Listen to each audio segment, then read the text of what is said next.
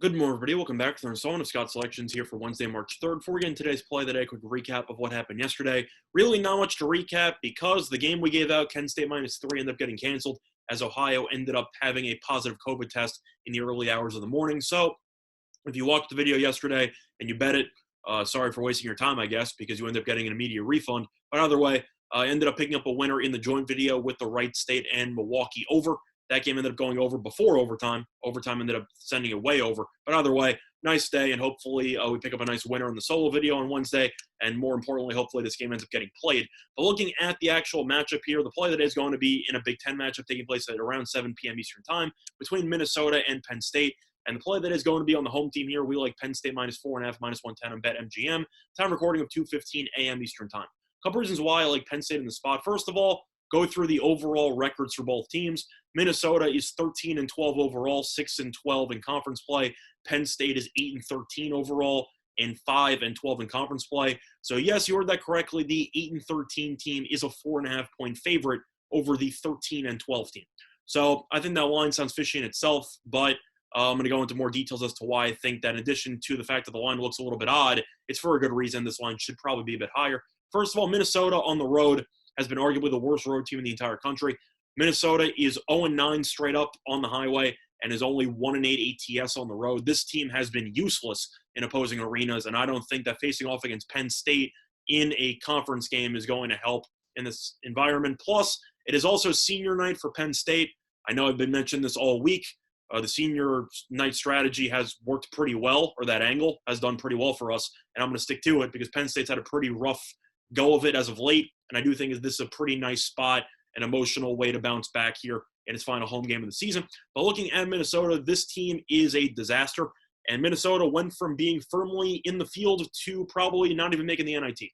Looking at Minnesota, it has lost each of its last 4 games, including losses to Northwestern at home and at Nebraska in its last 2 games. If you are just tuning in to the Big Ten this season, Northwestern and Nebraska are the 2 worst teams in the conference. So Minnesota has completely imploded, and it's really only a matter of time before Richard Pitino probably gets fired. But either way, the main reasons why this team has fallen apart lately is due to the injuries to 2 of its top 3 scorers. In center, Liam Robbins, who's averaging 11.7 points per game, a team-high 6.6 rebounds per game, and a team-high 2.7 blocks per game. So he's very impactful on both sides of the ball.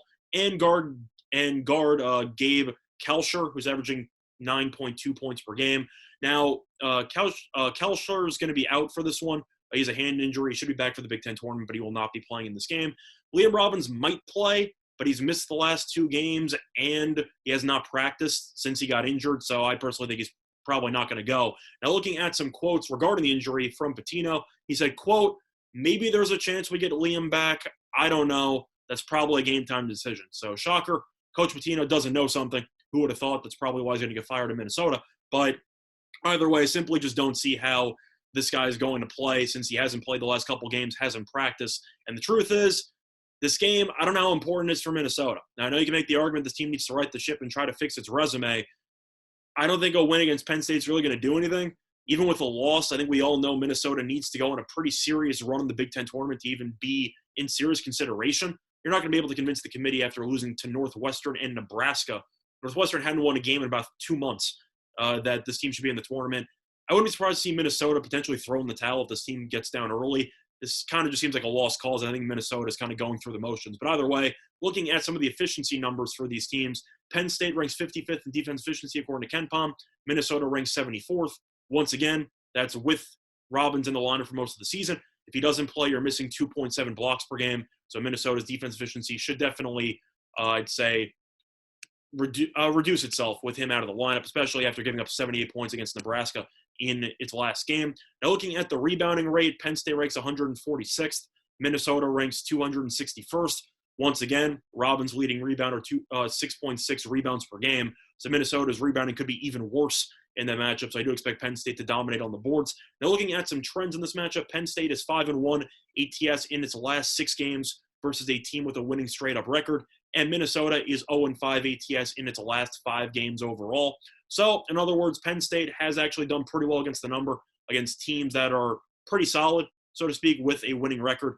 And Minnesota, I already mentioned lately the struggles. This team, in addition to not winning games, is also not covering spreads. And I simply think that Penn State, final home game of the season, is a pretty solid get-right spot for the Nittany Lions. And I think Minnesota, with the current implosion, mixed with the injuries and the fact that this team has been a disaster on the road, I think there's a decent chance Minnesota falls behind early and potentially packs it in for the second half as Penn State wins this game pretty handily. So the play of the day, once again, here for Wednesday, March 3rd, is going to be on Penn State, -4.5, -110 on BetMGM. That's been Installment Scott Selections. Good luck to all of you and your respective bets today. Bye, everyone.